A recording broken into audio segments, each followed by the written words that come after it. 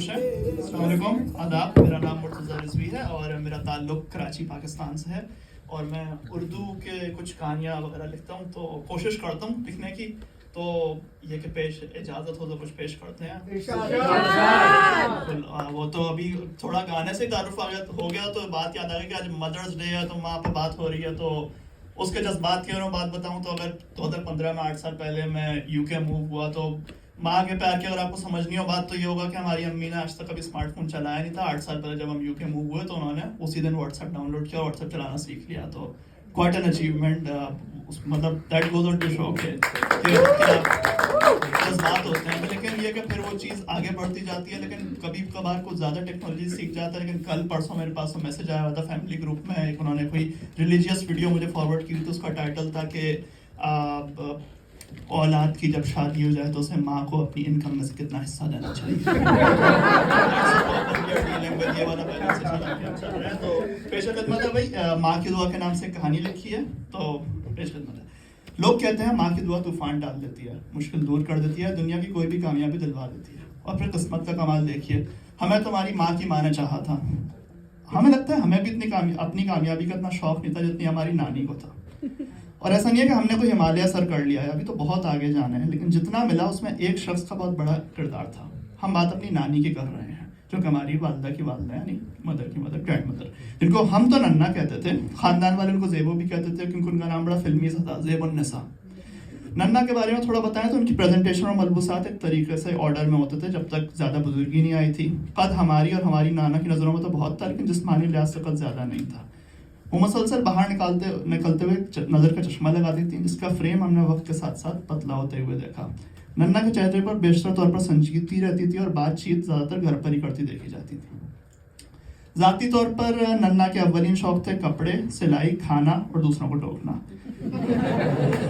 हमसे नन्ना के ताल्लुक़ को याद करें तो ताल्लुक़ गहरा था। ज़िंदगी में कई चीज़ों पर मैं फ्रस्ट्रेशन होती है कि इसमें हमें कोई एडवांटेज नहीं है, लेकिन एक जगह खुदा ने हमारा एडवांटेज, प्रिविलेज का कोटा पूरा कर दिया था। अव्वलीन तो यह कि हम जब पैदा हुए थे जिनसी लिहाज से लड़के थे और 3 बहनों के बाद पैदा हुए, और नन्ना की सबसे छोटी 5वीं बेटी कहाँ पैदा हुए। भाई अब इस मुद्दे को सियासी और प्रॉब्लमेटिक मत बनाइए, लेकिन हमारी नन्ना को ख़ानदान के लड़कों से बहुत बेलौस मोहब्बत थी और वो थोड़ा डिस्क्रिमिनेटरी मोहब्बत लड़कों की ज़्यादा थी। वैसे तो उन्होंने तमाम औरतें उनकी औलाद को चाहा, लेकिन लड़कों की थोड़ी बात और थी। नन्ना की ज़िंदगी में मेरी इतनी अहमियत थी कि जिस सालगिरह में हम पाकिस्तान में रहते थे वो नन्ना को याद होती थी। हर 10 अप्रैल को नन्ना कोई केक या आइसक्रीम लेकर हमारे घर पे आती थी और सन 2009 से 13 के दरमियान 500 या 1000 रुपये का कोई नकद तोहफा भी देती थी। तो भाई अब हम में कितनी कमज़ोरियाँ होंगी, लेकिन ज़रा सा लाइट माहौल में नन्ना के कुछ खास टर्म्स भी थे। उस ज़माने के बुजुर्ग, अब हमें इंग्लिश नहीं आ रही तो सोचो उनका क्या होता होगा। मतलब मसलन हमारे चंद अजीज़ अकारिब कराची में एक अस्करी 4 कॉम्प्लेक्स के नाम से जगह वहाँ रिहाइश पसीर थे। नन्ना से हमने अस्करी 4 को अस्करी फोर्ट ही सुना और पिज़्ज़ा को फ़ीज़ा।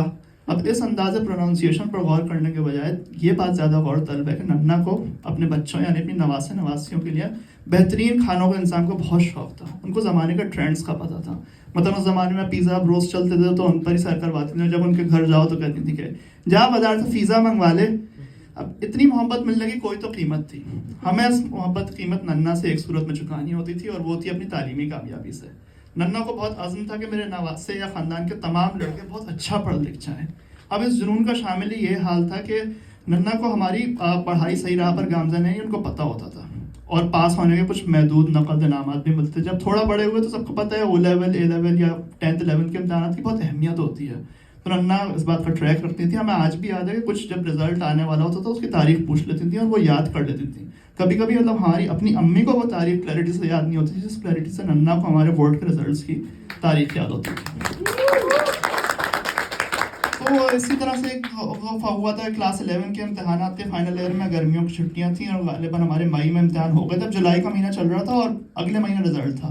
तो मैंने नन्ना से यूं ही कहा, उस वक्त ज़रा थोड़ा बुजुर्गी हो गई थी तो ऊंचा सुनने लगी थी। मैंने कहा नन्ना दुआ कीजिएगा, दुआ, रिजल्ट आने वाला है अगले महीने। तो नन्ना ने थोड़ा पॉज लिया, लेकिन बहुत गहरी संजीदगी में थोड़ा शरारती अंदाज में कहा, अब दुआ करवाने का कोई फायदा नहीं है, पेपर चेक हो रहे होंगे तेरे, दुआ पेपर होने से पहले होती है।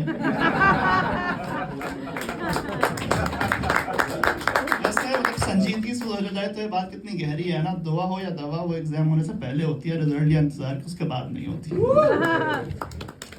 खैर ये तो मजे मंजर हमने खींच दिया अपनी नानी के बारे में। अभी थोड़ी देर से पुरानी बात है, साल या 2 साल पुरानी है। बहुत लंदन में ही बहुत परेशान सा रहता था। उस परेशानी की वजह हमारी अपनी हालिया नौकरी से कुछ गैरत बनानी थी। सीए क्वालिफाई करने के बाद हम ऑडिट को छोड़कर किसी और दिलचस्प पेशे में जाना था, मतलब कॉर्पोरेट फाइनेंस, इन्वेस्टमेंट, कंसल्टिंग वगैरह। लेकिन यह सफ़र इतना आसान नहीं था, क्योंकि जब कोई रोल मुश्किल होता है उसका मतलब ये होता है कंपटीशन सख्त होता है।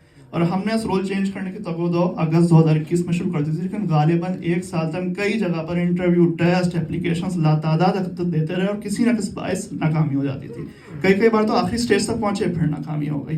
साथ में कुछ जहनी सेहत भी मुतासर हो रही थी और 2 दिन अस्थमा अटैक के बायस अस्पताल में भी गुजारने पड़े। हमारे फ्लैट में कुछ मेंटेनेंस, मोल्ड के इशूज़ आ गए थे, फ्लैट भी तब्दील करना पड़ा और बस हर तरफ से एक परेशानी सी थी, जॉब से डिससेटिस्फेक्शन थी। तो किसी और नए एप्लीकेशन या रोल के हवाले से कोई मुतासर कौन अपडेट नहीं थी। लेकिन शाम ढलती है, सूरज आता है सामने। इसी असना में सन 6 अक्टूबर 2022 की दोपहर को हम ऐसे ही अपने ऑफिस की मगरिब की जाने बैठे थे, हमें अच्छी तरह से आज भी याद है। तो हमारे जो एक ड्रीम रोल है कॉर्पोरेट फाइनेंस, गवर्नमेंट ट्रांसपोर्ट का रिक्रूटमेंट डायरेक्टर का हमें मैसेज आया।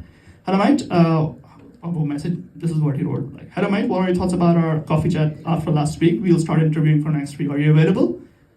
तो अब मतलब हमारा तो ऐसे मैसेजेस पर वेलकम के नाना पाटेकर वाली फीलिंग होती है कि उससे जब पूछते हैं कि आपके पास वक्त है इस काम के लिए, अरे ऐसे काम के लिए तो वक्त ही वक्त है।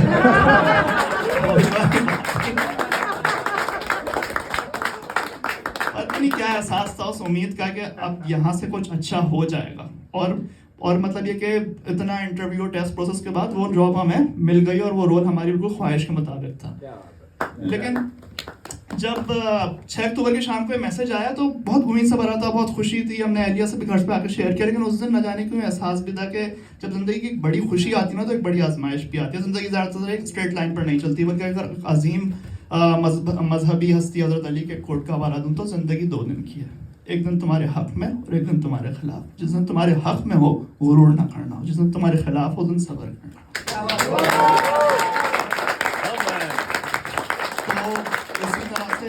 यूँ हुआ कि जुमेरात की शाम तो बहुत खुश हो गए कि यार अब इंटरव्यू आने वाला है। एलिया से भी उम्मीद किरण शेयर की। अगले दिन जुम्मे की सुबह 7 अक्टूबर को हम उठे तो हमारे वालिद साहब का व्हाट्सएप के फैमिली ग्रुप पर मैसेज आया हुआ था कि कल रात हमारी, उनका voice note, this is what the voice note said, कि हमारी नानी की कल रात तबीयत की नासाजी बहुत बढ़ गई थी और अब वो इस दुनिया में नहीं रही। ये हमारे दिन का पहला मैसेज था। अजीब ही कैफियत थी, मतलब अजीब ही। लेकिन चलो तुम तो मसरूफ आदमी हो, मुर्तज़ा लंदन में रहते हो। सामीन यकीन कीजिएगा, सुबह अंदाज़न 9:15 बजे मैसेज पढ़ा और फिर सुबह 9 से 11 वीडियो कॉल पर ऑफिस की क्लाइंट मीटिंग अटेंड की, और वो भी वीडियो पर। और इस कॉल की नौयत और कुछ साथियों के साथ हालात भी ऐसे थे कि वो कॉल छोड़ नहीं सकता था। पूरे वक्त बैठ कर 2 घंटे वो कॉल अटेंड की, 15 मिनट पहले खबर सुनने के बाद, और रो भी ना सका। लेकिन जिंदगी है, चलना होता है, आगे बढ़ना होता है। नन्ना के अब सोचता हूँ तो नन्ना के आखिरी चंद सालों का ना खास अंदाज था। जाहिर है बुजुर्ग वक्त के साथ मोबाइल से होते जाते हैं और बच्चे नौजवान उतने ही मोबाइल होते जाते हैं।